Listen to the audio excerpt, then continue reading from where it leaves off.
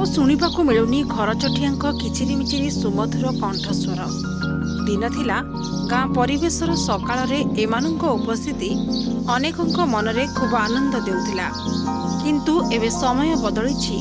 ଘରଚଟିଆ ପକ୍ଷୀ କେବଳ ବହିର କେଉଁ ଏକ ପୃଷ୍ଠାରେ ଶବ୍ଦ ହୋଇ ରହିଯାଇଛି।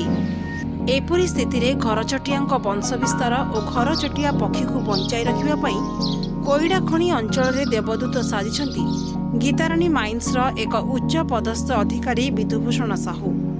କୋଇଡ଼ା ବ୍ଲକ କାର୍ଯ୍ୟାଳୟରୁ ମାତ୍ର 10 କିଲୋମିଟର ବ୍ୟବଧାନରେ ରହିଛି ରାଇକଳା ଗ୍ରାମ। ଗ୍ରାମରେ ଥିବା ଗୀତାରାଣୀ ମାଇନ୍ସ କାର୍ଯ୍ୟାଳୟ ମଧ୍ୟରୁ 2 ବର୍ଷ ପୂର୍ବେ ନିର୍ମାଣ ହୋଇଛି ଘରଚଟିଆଙ୍କ ମିନି ପାର୍କ। ପ୍ରଥମେ ଅଳ୍ପ କିଛି ଘରଚଟିଆ ପକ୍ଷୀଙ୍କୁ ନେଇ ଆରମ୍ଭ ହୋଇଥିବା ଏହି ମିନି ପାର୍କ ଆଜି 200 ଘରଚଟିଆଙ୍କ ବାସସ୍ଥାନ ପାଲଟିଛି। ଏହି ମିନି ପାର୍କ ମଧ୍ୟରେ ପକ୍ଷୀଙ୍କ ଜଳକ୍ରୀଡ଼ା ପାଇଁ ସୁଇମିଂ ପୁଲ୍, 150ରୁ ଉର୍ଦ୍ଧ୍ୱ ମାଠିଆରେ ତିଆରି କୃତ୍ରିମ ବାସଗୃହ, ପିଇବା ପାଇଁ ପାଣି, ଖାଦ୍ୟ ସହିତ ବୃକ୍ଷଲତା ଓ ଫଳ ବୃକ୍ଷ ସବୁକିଛି ଯୋଗାଇ ଦିଆଯାଇଛି। 2 ବର୍ଷ ଧରି ଘରଚଟିଆଙ୍କ ସୁରକ୍ଷା ସହ ଏମାନଙ୍କ ବଂଶ ବୃଦ୍ଧି ପାଇଁ ଅହରହ କାର୍ଯ୍ୟ ଜାରି ରଖିଛନ୍ତି ବିଭୂଭୂଷଣ ସହ ଅନ୍ୟ ଖଣି କର୍ମଚାରୀ।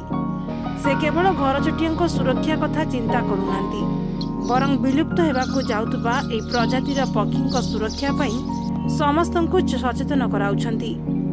ଏ କୃତ୍ରିମ ବସାଗୁଡ଼ିକ ଘରଚଟିଆଙ୍କ ପାଇଁ ସୁରକ୍ଷିତ ଜାଗା ହୋଇଥିବାରୁ ସେମାନଙ୍କ ବଂଶ ବିସ୍ତାର ହେବା ସହିତ ଏଠାରେ ରହିବାକୁ ବେଶ୍ ପସନ୍ଦ କରୁଛନ୍ତି ଘରଚଟିଆ। ଅନ୍ୟପଟେ ଜଙ୍ଗଲ ନଷ୍ଟ ହେବା ଯୋଗୁଁ ପ୍ରାୟ ପଶୁପକ୍ଷୀ ବିଲୁପ୍ତ ହେବାକୁ ଯାଉଥିବା ବେଳେ ଘରଚଟିଆଙ୍କ ପାଇଁ ଗୀତାରାଣୀ ମାଇନ୍ସ କର୍ତ୍ତୃପକ୍ଷଙ୍କ ଏଭଳି ପ୍ରୟାସ ବେଶ୍ ପ୍ରଶଂସା ଯୋଗ୍ୟ ବୋଲି ପକ୍ଷୀପ୍ରେମୀ ମତ ଦେଇଛନ୍ତି।